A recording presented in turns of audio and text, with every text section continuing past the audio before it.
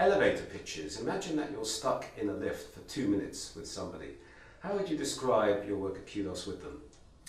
Kudos is a platform for researchers to make their work more visible, help it have more impact.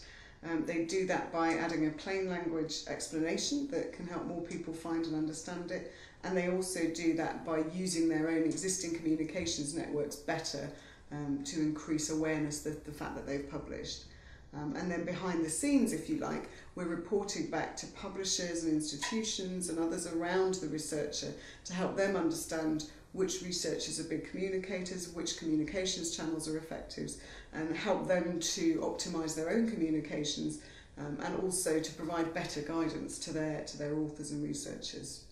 So clearly reaching out a lot to authors and to publishers. Now there's an ever-growing mass of content out there. So from this rising tidal wave of content, how can you help to ensure that the authors who are working with Kudos make their content really stand out? That was actually one of the things that really inspired us to start Kudos, was that so much information that's being published doesn't get downloaded, doesn't get read, doesn't get cited. And that's not a status quo that anybody should be happy with when it comes to the performance of the research that's being funded.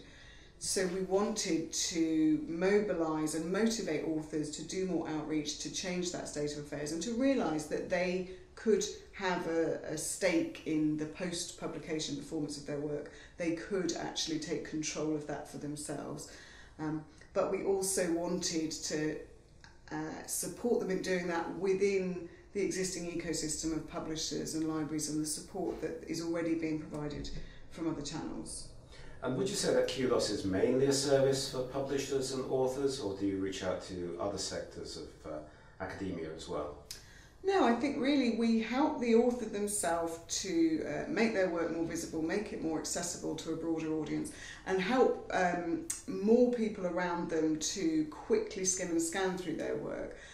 In that, one of the things that researchers told us when we were exploring the service right at the beginning was that they wanted to be able to triage the literature more effectively. There's so much information being published, and they wanted to be able to quickly understand what each piece of work is about and why it's important. So that's the piece that the author starts the ball rolling with. They add that plain language explanation and they answer those key questions. What's it about? Why is it important? And help people to more easily digest the literature in the field. But there's so much then that publishers and institutions, societies, funders, people with a similar interest in the performance of that work can then support the author in doing. So as the author adds and manages their communications through Kudos, those groups around them, those other organisations can see that happening, support that, amplify that, derive intelligence from that to then feed back and get the whole process happening more efficiently. So I think really any organisation that has an interest in how widely a published piece of work is found and read and applied and cited can derive value from Kudos, and so we have conversations and services that we're offering to all of those communities. Clearly, being an author, you're working in isolation, you're alone in your study, doing your research.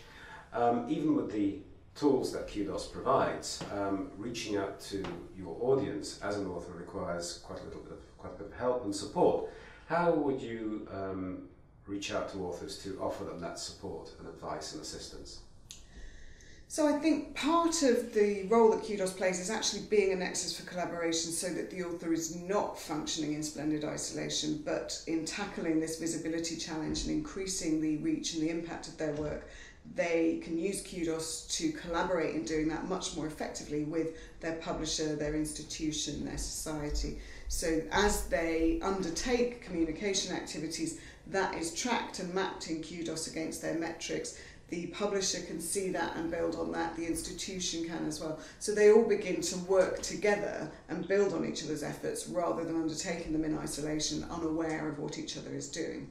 But at the same time, absolutely, we can provide additional support. The bigger our data set grows, the more we learn about what is a good way to communicate, for research as a whole, but also for communities within that and disciplines within that. So we can look at different subject areas, different countries, different career levels, and see which kinds of communication are proving to be most effective for building up the visibility of research. And we then provide training through things like blog posting, workshops. We write lots of newsletters for institutions and publishers. We provide webinars, and we often do that in partnership with other services in the kind of research scholarly communications ecosystem that researchers need to know about. And the final thing that we do, of course, is commission research that helps to create the evidence that researchers need to drive them in learning more about how best to communicate. So a recent study that looked at the first couple of years worth of Kudos data showed that when people do explain and share their work more actively, it's correlated to 23% higher downloads of their full text. And it's that kind of evidence that researchers need to justify time spent on communicating their research and on learning how to do that better. So we can both support them in doing it, but also give them the real motivation and justification they need to do it.